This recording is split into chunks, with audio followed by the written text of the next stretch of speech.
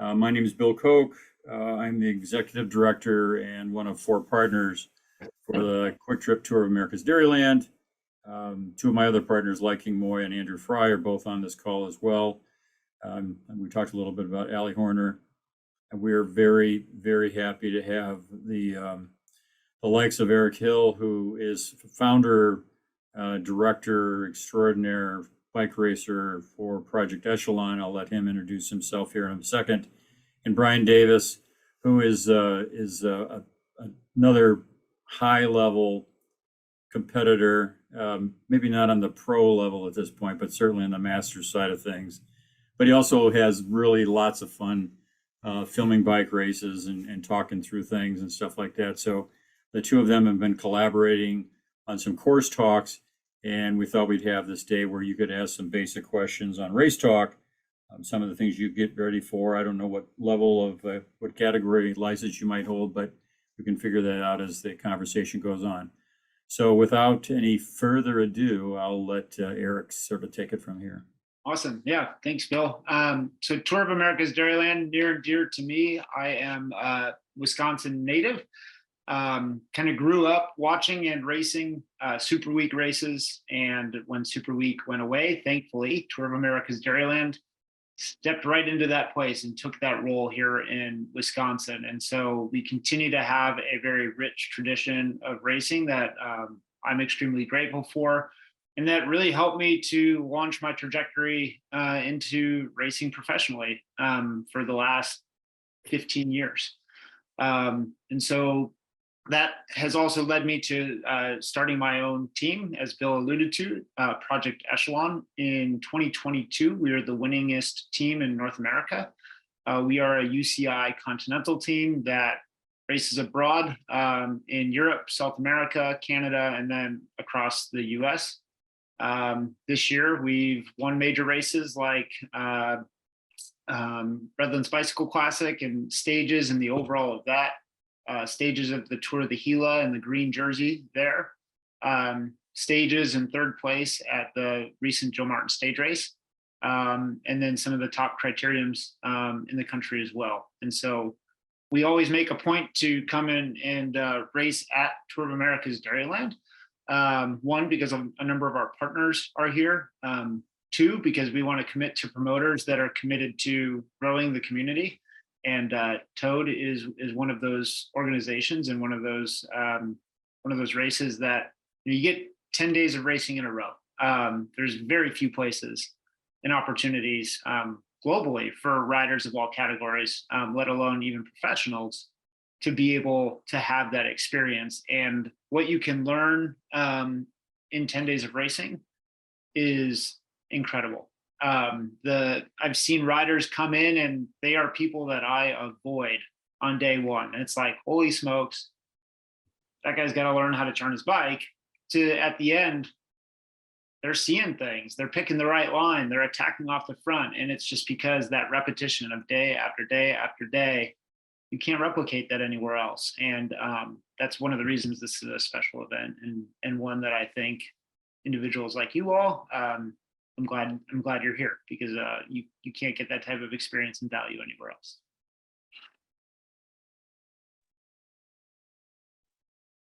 Brian, Thanks, Brian, I'll turn it to you. But I've had the pleasure of racing and riding with Brian for a long time, and every time I turn around, he's got a camera in my face. But he makes some really great videos. You should certainly check those out on YouTube as well. All right. Thanks, Eric. I appreciate it. Yeah. So my name is Brian Davis. I have a YouTube channel called Brian Davis Races. And my whole concept is I just want to get people to try out racing and get people over the barrier of intimidation. So that first time you show up as a Cat 5 and you show up at the first race and you're looking at everybody else's quads and they're so much bigger than yours and you're concerned, like, I just love to tell people, like, hey, nobody came out of the womb a crit racer, right? Like, we all work through this process. We all went from Cat 5 to 4 to 3 to 2 to whatever. And it's and we're always learning. I'm still learning a lot. So I screw up every race. You know, that's half the reason I do the videos, is to figure out how I'm screwing up and maybe screw up a little bit less next time. So yeah, I'm looking forward to any questions that pop up, and if not, more than happy to just talk about philosophize on crit racing. But maybe Rage had a question. I saw him come off mute. So No, I just want to thank you guys for coming online. Echelon Racing obviously is one of the bigger names, and Brian, your Tour de Pure video was quite helpful. I've since noticed that Toad has changed quite a few of the courses from last year to this year, like the new Janesville design. So yeah, just looking forward to it. This is my first year racing crits. I did the Battle on the Border. I just got done with Skyway, so I signed up for the Holy Cow, the all 11 days, I believe. So starting novice and then doing Cat 4 for the second half. I believe it's Cheddar and Kobe. So yeah, I just wanted to come online, see what this is about. Been doing cyclocross as well, and I'm planning on potentially being a race director for a new race for the Chicago Cross Cup that's not yet been finalized. So just kind of want to see how this hosted and everything else, and any tips for 11 days of hard racing. Skyway down here in Chicago was 3 days. And also obviously we have Intelligentsia in July. So I'm looking forward to 11. I don't even know if I've ridden my bike 11 days in a row. So any comments on that? Yeah. Well, first of all, with a name like Rage, I am so excited to hear you off the front and how Brad Soner calls that.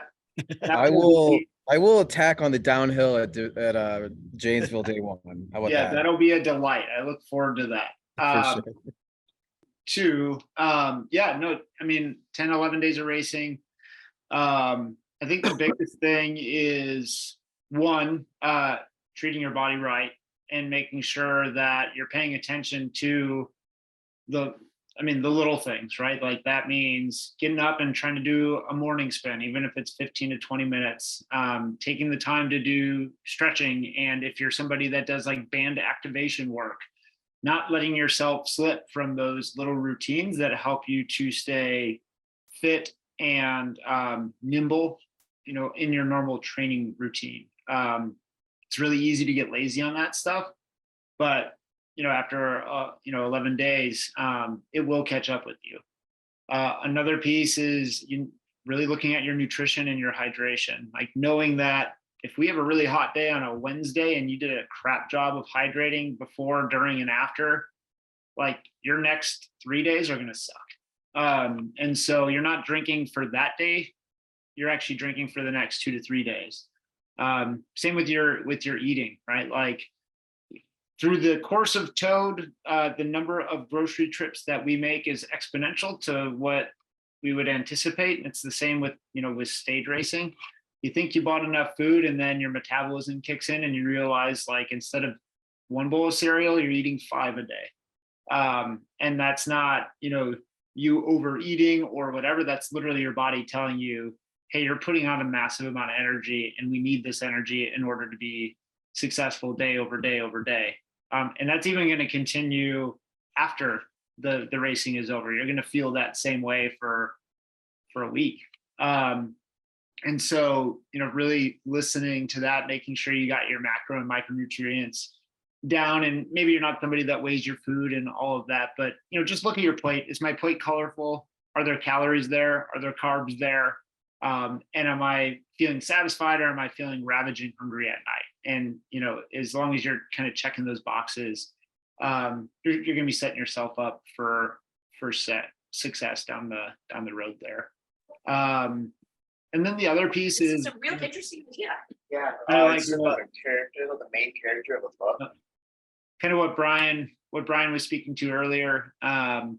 Take time after every race, especially if you have teammates there, to analyze how the race went.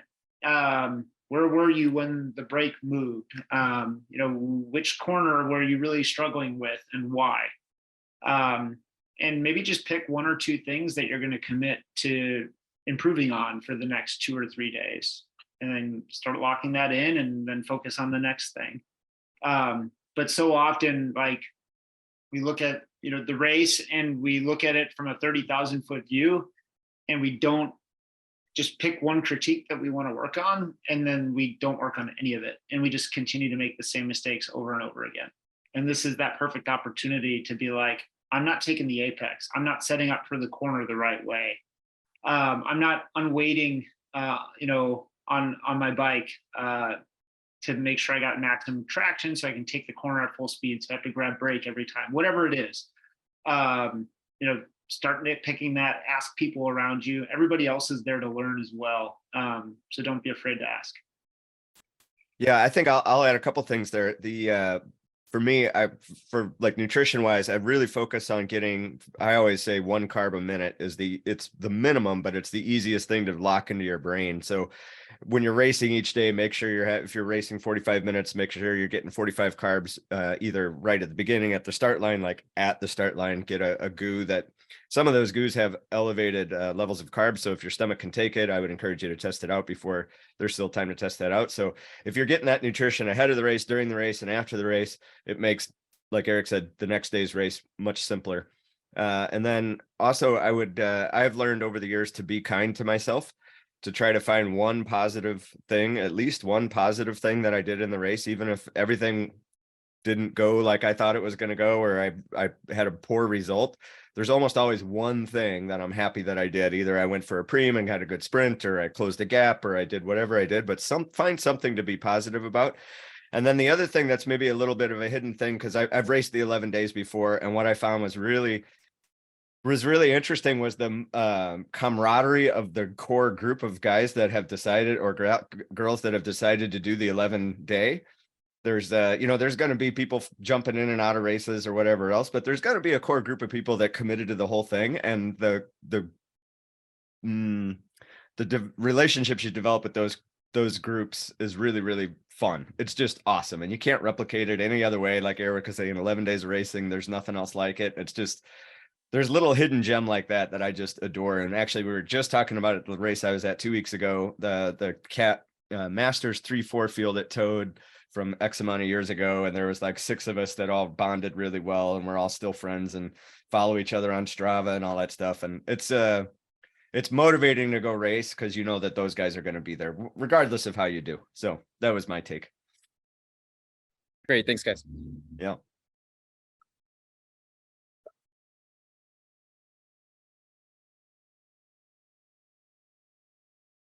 Anybody's welcome to jump in with a question. Just unmute yourself, toss it out there. We're happy to chit chat. Yeah, I mainly just joined, particularly I'm doing triathlons and stuff like that. I'm more of a triathlete. So the local shop, we went and supported the event yesterday. I ride a bunch with the guys and gals from Velocity Multisport there in Janesville.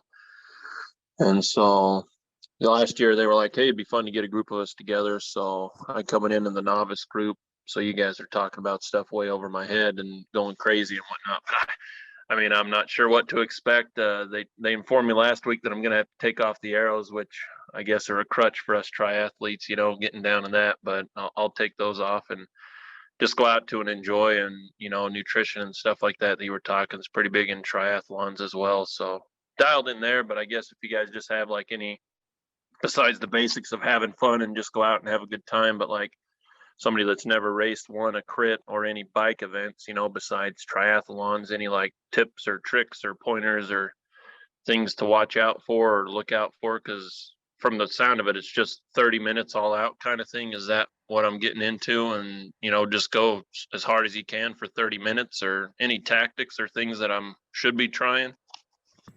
Can I say one thing really quick? Because this is I'm kind of having fun with your comments there, Victor, but there's a friend of ours, I think Eric knows, Heather Havlin. So she's a triathlete, and she started the novice series, and there's a common line, there's always room at the front. So she went to the front of the race every day, and for the first 3 or 4 days, the group of women would let her ride off the front. Well, that was the last time they ever saw her until they finished the race, because she won the race alone. Okay. So if you like being off the front on your own as a triathlete, then your first strategy on day one is take a flyer off the front and see what happens. You never know. But I'm gonna back out now because I'm a real rookie here. Okay. Yeah, I think I'd encourage you to get to the races early. And walk the course and watch the fields before your race. Spend a time sitting on corner 2, corner 3, corner whatever it is, each of those corners for 2 or 3 laps, and just watch how the field moves. It's an organism. It's pretty cool. And you can see how they sweep to set up for a specific corner. You can see if they're slowing down and grabbing, if they're grabbing brake a little bit to scrub some speed, because maybe it's a little tight, maybe it's a little off camber. It's difficult. Maybe they're pedaling all the way through it and just going full gas. Like, those are little things that just walking the course and watching, you can pick up on, but you really won't understand it until you do it. And so I would say, for you, try to pick up what you can by watching, but the real experience, the real learning is going to happen from doing. And then the next time you watch, you'll understand a little bit more, and then you'll do and you'll watch and you'll do and you'll watch, and you'll just keep picking up more and more. But go into it with an open mind. It's probably going to be way harder than you thought the first couple of times. And it will feel like you're doing an individual time trial, because you're probably not riding in the group the right way. You're not conserving energy the right way. All these little nuances. But then you'll start seeing how people use the draft appropriately. You'll start seeing how people slingshot around and conserve energy or conserve momentum. Maybe how the course plays differently because of wind, right? Like, all these different variables that as triathletes, you guys deal with individually, and everybody experiences them in the exact same way. In road cycling, because there's this living organism, the pack, everything from your position to your timing matters. And you have to take that into consideration in a unique way. So just learn day by day by day. I wouldn't go in with a specific plan, just try a bunch of stuff, see what works for you, and then start to build a plan based off of what you're successful with. And maybe you'll start identifying your strengths and weaknesses. Sounds Yeah, good. Thank you. I would add that if you have the chance ahead of time, Victor, to go ride with somebody else, just getting used to being elbow to elbow with a couple of guys. So if there's some folks you trust, maybe find a high school track and just go around the oval a few times. But I'm not saying necessarily bump into each other, but just be right next to each other and get used to that feeling, because I think that's the part that a lot of people get so stressed. So you have your fitness, right? But then when you have all that additional mental stress on top of you with crit racing, it just exhausts you in a completely different way. So if you can do a little sensory familiarization to that process ahead of the race in a month or so, I think you'll thank yourself. And even if it doesn't do anything, you'll have that sort of placebo effect that you tried it and you're used to it, and now it's not nearly as intimidating when you get out there. And the other thing is, like, you're going to hear guys saying, hold your line, or kind of chirping at each other. My experience is that's just generally people being nervous. They don't really mean that stuff. They're just being nervous. So everyone's nervous. Everybody's in the same boat, especially in that novice category. So just tell yourself that nobody's special, and you have just as much of a right to be holding that corner and that line as anybody else, and you don't have to get out of anybody else's way. There you go. So try that. Yeah, thanks. I would maybe add, like Eric said, watch people going through the corners, but also make sure you get there early enough that you can get your up laps in and take, 5 or 6 laps of the course before, because it's different when you're out on an open course and you have the whole road. You can use the whole road to go through the corners. And then if you're thinking about it, you have time to think about it. Think about when you want to shift going into the corners so that you can come out of the corner in an easier gear, so you're not over geared trying to jump and catch up. But I mean, that'll come in time. You'll realize that more in time after you do some of the races. Okay. Yeah, I think you're going to do great. Thanks.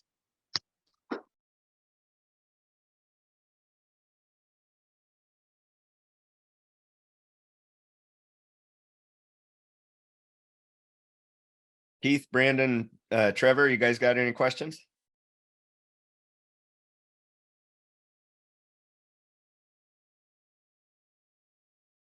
I got nothing really. I'm just kind of in here listening. That's kind of just, well, I'm just listening and seeing what you guys got to talk about. No problem. What category are you doing, Brandon? I think I just did the volunteer to Cat 4, so I'll do that. But yeah, I kind of did like a little crit race at the end of last year. It was like a Cat A, so it was like the big one, but kind of got a background in racing, motocross and snowcross and stuff like that. So yeah, I kind of like to race. So yeah, just we'll kind of see how it goes. So didn't do so bad there. I had fun, let's say tiring people out. I enjoyed that. Right. Yeah, absolutely. I think just some things that maybe you guys aren't thinking about, but are things that you end up wishing you thought about, to fill people in on is, Toad does a great job of posting about their courses, and being able to go ahead and look at course maps beforehand. Those are a great way to just kind of look at what you're stepping into each day. Is it a 4-corner race? Is it a 6-corner race? What is the composition of the race going to be that day? You can even look at the registration fields and see, how big they are. And as you start to learn people's names, as you race with them day in and day out, you can start to figure out, who's going to be doing your race, who's coming in, who's leaving, that type of thing. But then also think about like all the preparatory stuff, like remember to pack a pump and some tools. And if you have a flat kit or even spare wheels, sometimes nice to bring a lawn chair so you're not standing the entire time while you're waiting. Having a cooler with extra drinks for, that's cold as well. It gets hot during Toad, especially in the middle of the day during those early categories. How are you going to, again, keep up with that hydration, that nutrition, maybe pre-packing a sandwich or, something of that nature. Toad does a great job as well on their maps of marking where registration is and where bathrooms are and where the officials' tents are. Like all those are little things that are super stressful sometimes, especially if you accidentally get caught in traffic or show up a little late and you're like, holy crap, I still have to pin up my number. I have to go to the bathroom. I have to get registered, all of these things. Taking the time to kind of look at the information that's available to you is really helpful. And then they do a good job as well on their website of telling you which side to pin your number on. So from day to day, the officials and the stage will be on different sides. And so it's important. Actually, does everybody get 2 numbers now? Every cat, so it won't matter. You're still going to be pinning 2 numbers on no matter what. So you can ignore that. Correct.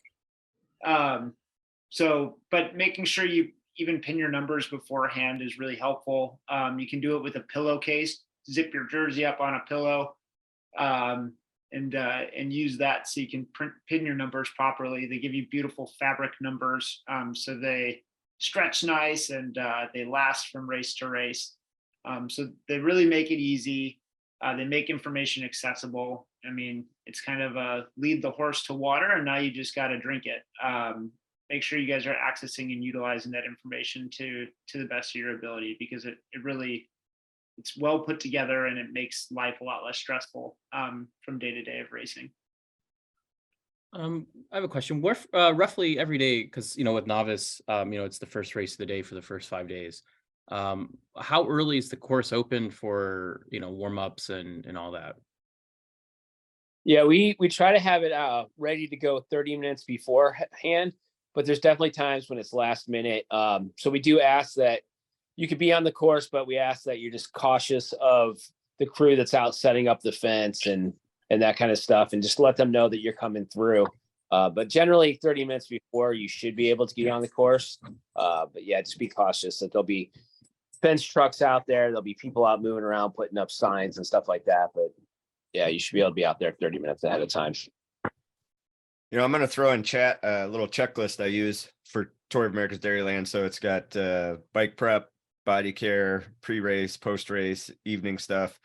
Feel free to rip that and make your own checklist. But that's one really, really simple way to de-stress your week, is to check that list every day when you get in your car before you head to the race. Make sure you got all your stuff. And it's a really simple thing to take one more thing off your to-do list. So there you go. What do you guys do for warm-ups? I guess what's a good warm-up routine? I don't normally do warm-ups too much. I kind of just cold turkey at it. Yeah, for me, it's my coach has a very specific warm-up thing, but essentially it goes like this. It's kind of a zone 1, zone 2, zone 3, zone 4 for maybe 3 minutes, 3 minutes, 3 minutes, 3 minutes, and then a real easy spin for a little while. And then I think he's got like 4 jumps in there, 4 like 10, 15-second sprints, and then another chunk of just easy zone 2 kind of stuff. So I would highly encourage you to get a warm up in. The crit racing tends to take off like a cannon, and if your body's not ready for that, it's a lot to take. So when I've done races not warmed up, I can hang on, no problem. I feel amazing for the first 2 laps, and then reality sets in and my body's adjusting to that level of cardio, and that's when things go really, really sideways. But if I can get at least 20 minutes of some sort of warm up prior to a race, that goes away. If it's less than 20 minutes, it makes me pretty nervous. 20 minutes is kind of my minimum, at least. If I can't get that, I'm going to have a rough day. Okay. Yeah, I think you hit it on the head. For me, I race later in the day.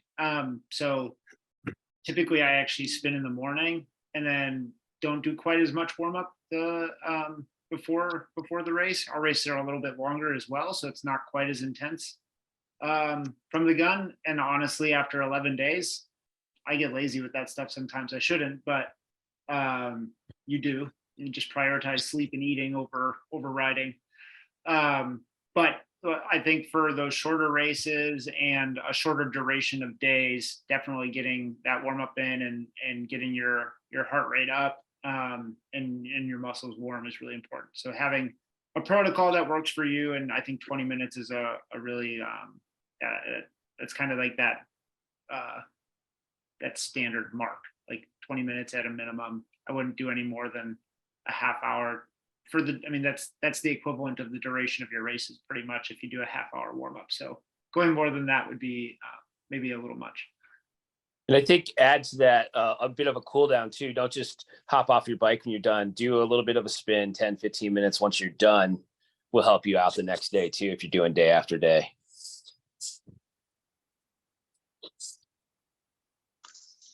In that regard, real quick, to your spin down so say, especially for like us novices, after that finish line lap, is there like a cool down lap that you can do, or do you like finish and then they usher you off the course real quick? You'll be able to get You'll typically get 1 lap around, and that's where I try to find a spectator that's on their front porch, and I'll try to get a beer from them, and then and then I'll spin around a couple. I'll get off the course after that one because they got a lot. There's a lot going on, so I'll get off the course after 1 lap and then go do my own thing. Okay. I've been pretty successful getting beer off spectators, though. How big are the novice fields in the past years? Has there been an increase, decrease? I'd say this is Bill Koch. I'd say definitely an increase because we have finally become pretty committed to the novice fields. It's always one of those things, right, where you have the roads closed X number of hours per day. The community wants them closed as few hours as possible. We want them closed as many hours as possible. So you meet somewhere in the middle and then try to stage as many good quality races as you can. So we did some mixed fields where we had men and women novice racers going together. And I think the women were a little intimidated by that. So we kind of really put a lot into this and are trying to do more things that make it a little more welcoming for novices because it can be an intimidating sport for the newbies. So yeah, it's I think the growth of it has been good. We'll probably have a women's clinic here about the week before Toad starts, and we're doing things like this with Eric and Brian. So yeah, I think last year we had good numbers in the fields, and we're hoping this year those will grow a little bit. And we're glad you guys are joining us. I think one thing I would add is if you're doing the novice category, like you said, you start early in the day, so you're not going to be able to see riders from the higher categories. But if you're around, it's in an evening, stop by and watch one of the pro races, the men's or the women's pro races later in the day, watch what they're doing, and then look at that corner and be like, okay, well, I saw a corner just like this 3 days ago. They were setting up for this turn this way. I can use this in this other course, and kind of see how courses relate to each other. A 90-degree right-hand turn a lot of times is the same as another 90-degree right-hand turn. So, just kind of watching the pros. It's funny, like if you go to a cyclocross race, there's a line that's worn in all day long from the lower categories. In the evening and afternoons or whatever, with the pro races, they take a completely different line on the course, just based on experience. But watching the higher categories is definitely helpful, even if it's not the same course that you're going to be racing, but you can relate to another course that way. I have a quick question. My son is doing it for the first time. He's 12. Right now there's 6 kids signed up. I don't know, over in Michigan, we don't have really any kid crit races. So he's tried to race with adults, gets dropped. Do the kids tend to stick together? Like, do they get into big draft fields? I know there's only 6, but like, what is the level of like the 9 to 12-year-old group?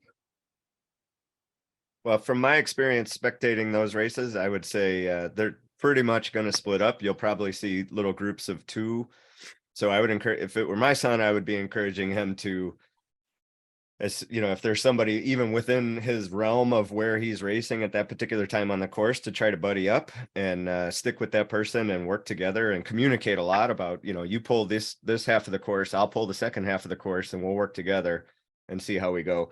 And that'll give them that experience of crit racing as well, even if it's just 2 of them riding together at that point. I that's been my experience watching from the side, but maybe these guys have different thoughts. Yeah, I think like King will probably jump in here, but she's got it. Yep. I have 2 kids that'll be racing in that 9 to 12 category. Actually, no, sorry, 1 kid. The other one just is now old enough to race up. But it does spread out a lot. And I think Brian has great advice in that, after the first day or a couple of laps, you'll find a buddy that's at your pace. And like, the kids really do talk to each other, and they figure it out, and they figure out how to work together. A big difference in the way that they work together are kids that have the experience of riding close to other people and knowing how to draft or work together in a pace line. But for the most part, kids are just getting out there, having fun and riding their laps. They love being cheered on, and they're just working hard. And there's a really big disparity in like size of kids too, right? 9 to 12 is like, kids are all over the place in terms of size and ability. So it's really hard to predict, but the kids do great, and it's fun to watch, and they have a great time participating. My daughter raced 2 years ago, and her mandate was, I don't want to race next to anybody else. And I was like, well, that's kind of the nature of criterium racing. Lucy is her name. She said, well, that's okay. I'll just ride at the back or something. So, but over the course, even in the very first day in Janesville, another young lady who happened to be from California came up next to her and said, hey, you want to ride together?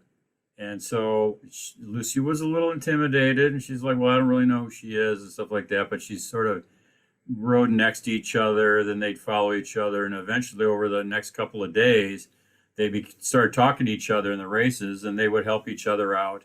And that was the best learning experience of all, was the fact that this other young lady just came up to her and engaged with her and said, let's race. And they were racing hard. I mean, it wasn't like they were just at the back really trying not to do anything. And they had a really, I think, a good time together, and they both learned a lot.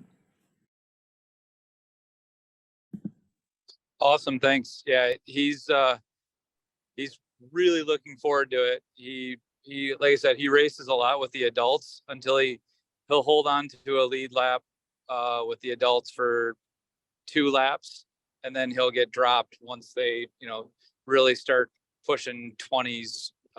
He drops off because, again, yeah, he's 80 pounds and 12. So thank you. Yeah, and there'll be 20 to 30 riders that start in that group together, and the officials do a pretty good job about scoring it just be patient with the scoring of it. But the kids will also be pretty good about calling out if they're getting lapped or if they're lapping and making passes when it's safe to make those passes and stuff. So, and I think the officials do a pretty good job of talking through a little bit of that on the start line too, not just rules of the race. They'll go through like etiquette and stuff like that for the juniors, and just like all the other categories, they grow throughout the series.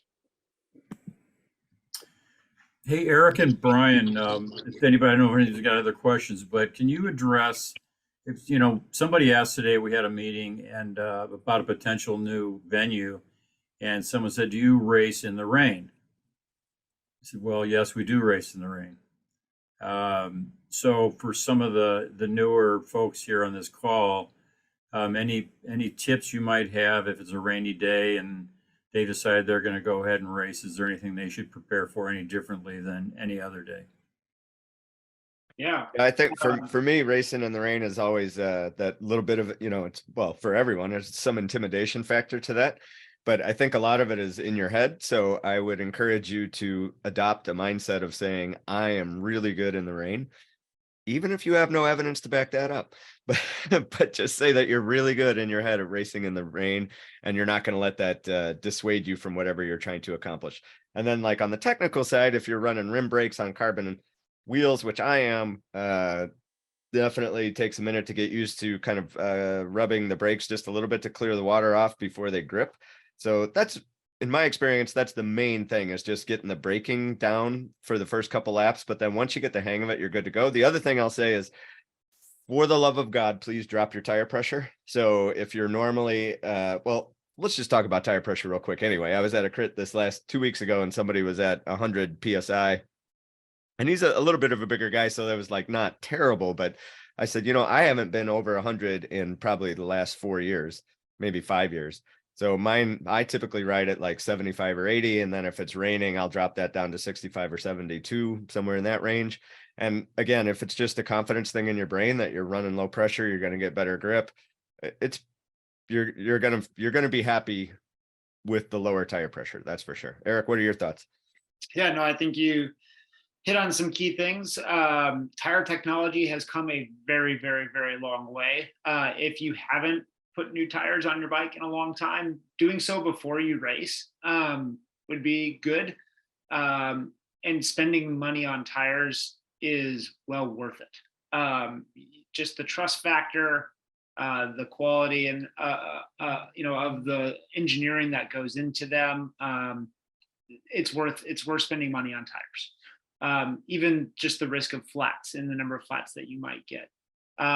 But in general, the industry has went to wider profile rims, wider profile tires, and running lower pressure. And they're finding that actually when you are at speed, the tire starts to fold up and you actually get lower contact area. So your rolling resistance really isn't that much higher, if any higher than when it's at higher pressure. And part of that is just because they've made the sidewalls more supple and they've used a softer rubber that allows for that folding action to happen. And then when you start to drop speed and corner and shift your weight, it flattens out again, gives you a little bit more contact area. And so running that lower pressure gives you more grip on a wet surface in a corner. So again, spending some money on tires, and it's about the quality of the rubber, really, not like the tread.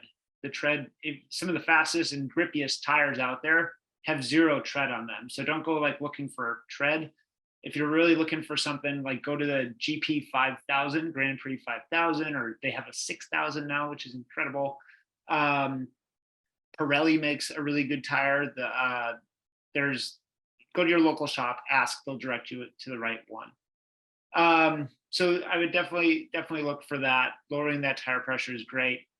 Braking, like Brian said, it's going to take you a little bit longer to slow down, especially if you have rim brakes. If you have disc brakes, that is absolutely one of the benefits of disc brakes, but also be aware of the people around you that don't have disc brakes, because your stopping speed and distance is going to be a lot different. And so that can sometimes create issues in a field where there's half and half people on rim brakes, half people on disc brakes. Wear glasses, probably clear glasses. If it's raining, you're going to have overcast. But just getting road spray in your eyes, have something that's going to cover that you can see out of. Personally, on wet days especially, I always wear gloves as well, just between the grip that I have on my handlebars and the assuredness that I get there.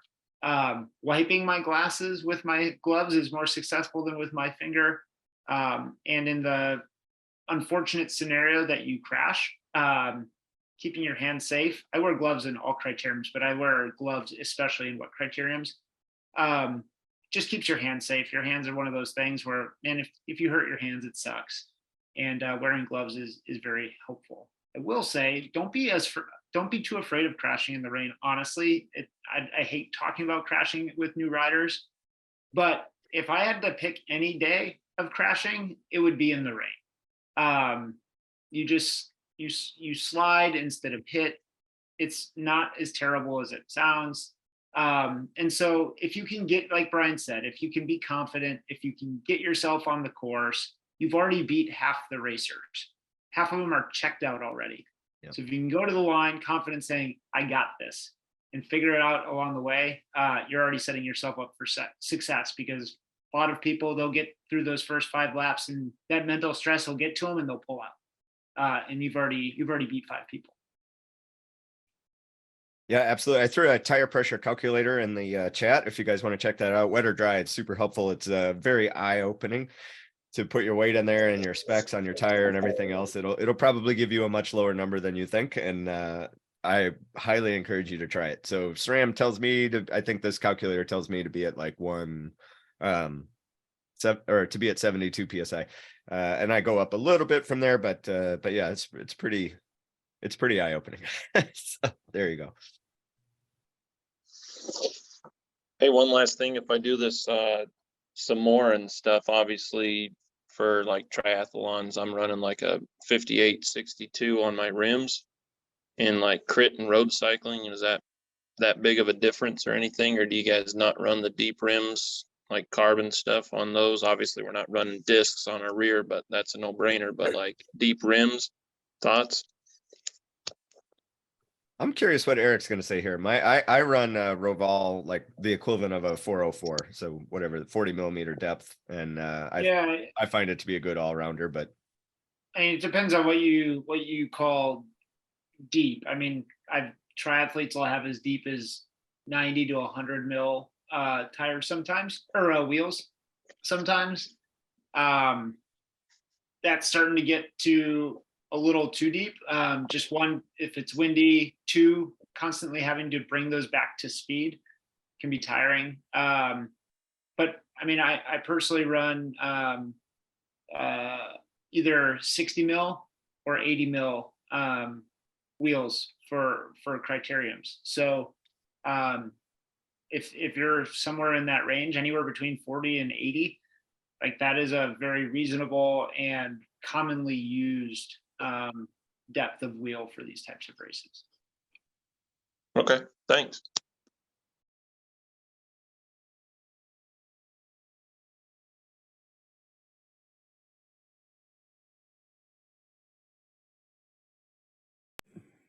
Other questions? Brandon, Trevor, Keith? Eric, there was a question in the chat. I'm curious your response to this too. Is it like any bits of advice for race day etiquette? I think that's a super interesting concept. I don't have much to contribute there. Honestly, the biggest thing is everybody's there to compete. Everybody's there to enjoy the competition. Everybody's also there to get back home and to get to work and to see their families.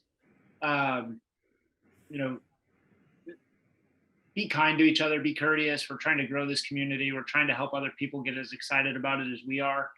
And frankly, being an asshole doesn't help do that. Yeah. So, be a good sportsman, shake people's hands, congratulate them on their wins, help them see mistakes that they're making instead of chastising them for those mistakes. I think even in the pro field, you'll see us taking the time to do that. And then honestly, like there's always going to be that outlier that feels the need to yell, politely address it, help them learn why that's not helpful. Because, it's not helpful to you, and it's not helpful to the kid that's on the side of the road watching the race that thinks they might want to be a bike racer either. So yeah, I think grocery store etiquette is on, that's what I tell my guys, like, be proud of the kit you're wearing, the people you represent in the community that you're in. And then at the end of the day, like, we're all there to cash in and get our paycheck, but we also want to get home. So Great Hey advice there, I there. have a question. Go ahead, Trevor. Thank you. Hey, so I don't know if you guys addressed this in the chat, but I'm in class right now, so I'm on and off. I'm 18 years old, and I signed up as a junior. Will I be racing with the other novice men?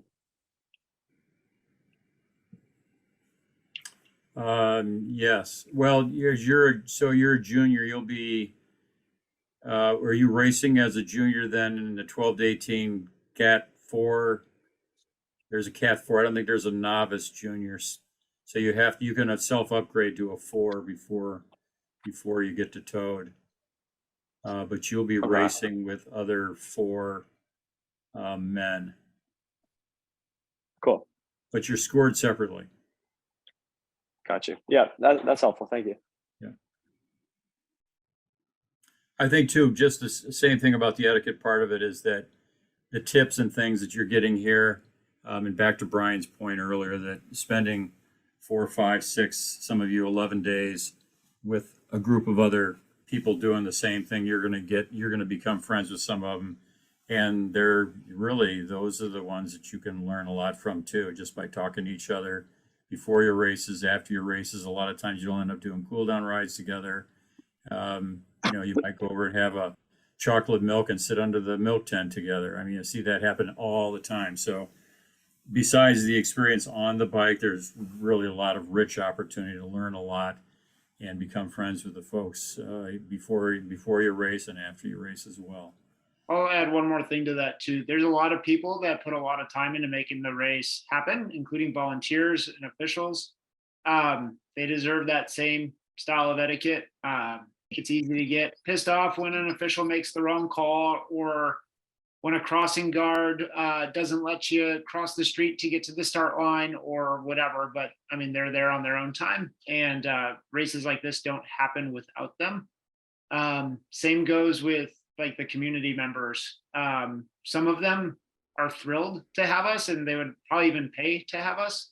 Some of them aren't so thrilled, and I get to write letters of support to the race to make sure that we get to continue to have courses in these communities. And I think eventually, once they see the community come to life and they see the races happen, they're more willing to invite us back. But when they see somebody potentially yelling at another person or getting physical or throwing a bottle that hits their house or something like that, it becomes more and more difficult for us to secure these venues. So make sure, not just the racers, but the people around the race are equally respected.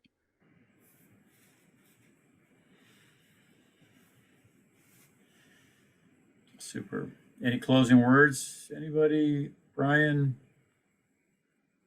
No, I think I would just close with it's such a fun, unique experience to get all this racing in where we live. And I would say that there's very little chance that I would still be participating in the sport at the level I am without Tour of America's Dairyland, because having that goal of racing, regardless of how I do, but having that thing out there that I'm working toward is super motivating for all the training I do and all that stuff. So being a group ride champion is super fun, but it wears off pretty quick. So, keeping that level of competition with racing has been the thing that sort of locks me into someday, I swear to God, I'm going to win a Masters 1, 2, 3 race. Even if I have to turn 85 years old to do it, I'm still going to do it someday. So, 85. Wow. I don't care. I'm like just that gonna, that's determination. my goal. I want to be the old guy racing where people are like, I can't believe he still does it. That's my whole goal. So Awesome. Or we might have to just create a category for you, Brian, and that's we'll notch good, you the man. winner I'll of take it. I'll take it. I'm not picky. Okay, thanks very much. Eric, parting words from you. Yeah, no, I think Brian said it well. This is an amazing sport, an amazing group of people around it, and I hope you think that too at the end of your experience. And we hope that you come back. Similarly, hope that a couple of days you can stay and watch the pro race. It's pretty freaking cool. I mean, we'll be doing as much as 45 miles an hour in a finishing sprint on some of these courses. And we'll take the time to talk to you afterwards. So we'd love to have you stay, connect with our team. Other teams are inviting and welcoming as well. We know that engaging the community is important. But if you haven't experienced it before, try and mark at least one day on your calendar to come and watch. Thank you, sir. Like King, I see your face. Do you want to say something here before we say goodbye to these folks? No, I just want to thank everyone for being here and for Brian and Eric for sharing your expertise and experience. And I do think that racing can get scary and intimidating. And it's really nice to have these little bits of things that a lot of times we take for granted that we know. And just sharing that wisdom is priceless. So thank you. Yeah, thanks. Yeah, thanks, Keith, Brandon, Trevor, Zoom user. I don't know your name, but I know you're from Michigan. You said you and your son are coming over from Michigan. So thanks all for being on the call, and we will see you in June, just 3 weeks from tomorrow, believe it or not.